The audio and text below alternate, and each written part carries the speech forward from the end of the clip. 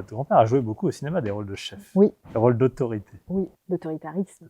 Qu'aurait été le personnage de Louis de Funès dans le monde actuel? C'est vrai que son rôle de chef est totalement obsolète parce que maintenant c'est Ouais. très rare de rencontrer des petits chefs paternalistes, autoritaristes. C'était les années 50, 60, 70.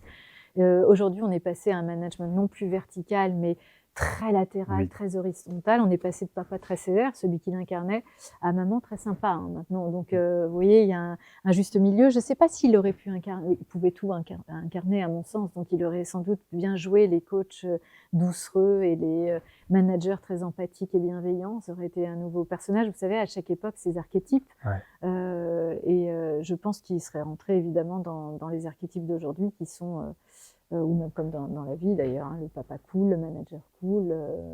Mais évidemment avec son caractère, et c'est difficile à imaginer parce que là on est dans du sucré, dans du doux, alors qu'il était dans du raide. Il est impossible aujourd'hui d'avoir un chef et qui dirige. C'est vrai que l'autorité, on a pris un coup, et ça on le doit un peu aux années 68 qui ont eu du bon, vertu. Heureusement qu'on a quitté l'autoritarisme dans les années 68-70, c'était très bien, mais on en a perdu toute forme d'autorité. Et maintenant, les chefs, les managers ont presque un complexe d'autorité. Il ne faut pas trop montrer qu'on est un chef. Pourquoi? Parce qu'encore une fois, c'est imposer une verticalité, une hiérarchie, une hiérarchisation, des niveaux, une supériorité. Et dans l'ère égalitariste dont on a parlé, où tout doit être au même niveau, le règne de l'équivalence, de l'indifférenciation, c'est très difficile d'imposer ces différences. Donc on a effectivement des chefs qui ont parfois un complexe d'autorité, mais à mon sens, et c'est un des enjeux, il faut absolument revaloriser cette autorité, parce que dès qu'on n'a plus d'autorité dans n'importe quel domaine, vous avez vu à quel point c'était l'affaissement généralisé. L'école, le maître sans autorité, c'est une catastrophe. Les parents sans autorité, c'est l'enfant roi, c'est une catastrophe.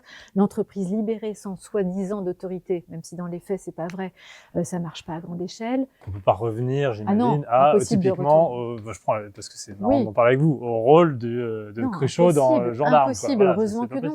Oui. C'est pour ça qu'il ne faut pas être conservateur et revenir au temps passé, ce serait complètement ridicule. Donc il faut garder l'autorité sans revenir à l'autoritarisme. Et pour moi, quand je parlais des distinctions très éclairantes, je trouve que pour revaloriser l'autorité, il faut distinguer la subordination de la soumission. La plupart du temps, les gens n'acceptent pas d'autorité parce qu'ils ont l'impression d'être soumis. Mais être subordonné, c'est pas être soumis. Les deux notions se rejoignent par l'idée commune d'obéissance, mais la subordination, c'est reconnaître la légitimité du donneur d'ordre et avoir toujours la possibilité de s'en affranchir.